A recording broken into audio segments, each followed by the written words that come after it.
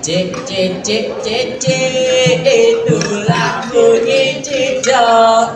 Cek cek cek cek cek cek, maka jawab ibu cicak. Cek cek cek cek cek, itulah bunyi cicak. Cek cek cek cek cek cek, maka jawab ibu cicak. Hey hey hey hey hey hey hey hey hey.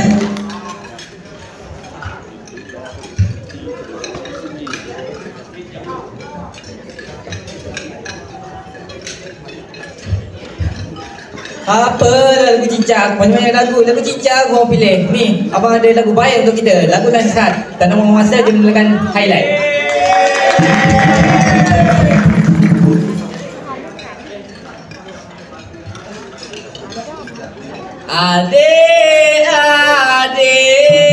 Adik-adik di bangku pelajaran,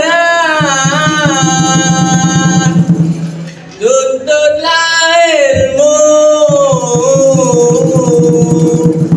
jangan mudah jemu. Adik-adik di bangku pelajaran, tuntutlah ilmu, jangan mudah jemu.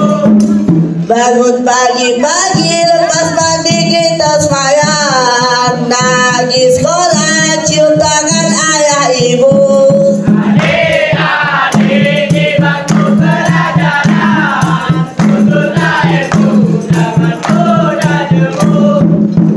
Balik sekolah bila dah lepas makan, kerja cikgu suruh kita buat selalu.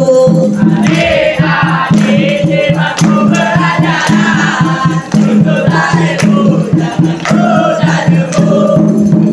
Di waktu petang adik ngaji Quran, bila dah malam rajinlah baca buku. Adik-adik di bangku pelajaran, tuntutlah ilmu, jangan mudah jemu.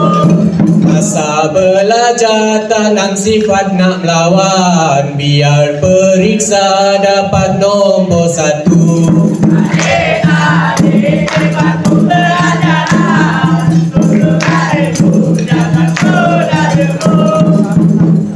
Masa mengaji jangan malu, jangan segan, benda yang tak tahu cepat-cepat tanya cikgu. Adik-adik di bangku pelajaran, tuntutlah ilmu, jangan mudah jemu. Dadah dan ganja jangan adik nak telan, bila tertagih tubuh sihat jadi lain. Adik-adik di bangku pelajaran, tuntutlah ilmu, jangan mudah jemu. Bila dah kaya jadi pengawal kerajaan, jangan dilupa jasa ayah dan ibu. Adik-adik di bangku pelajaran, tuntutlah ilmu, jangan mudah jemu. Perkara yang baik adik ambil buat teladan, perkara yang buruk jangan adik nak tiru. Adik-adik di bangku pelajaran, tuntutlah ilmu, jangan mudah jemu.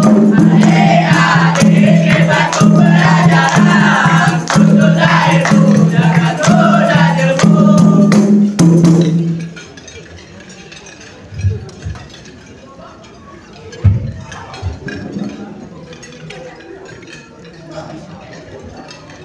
Sekian dulu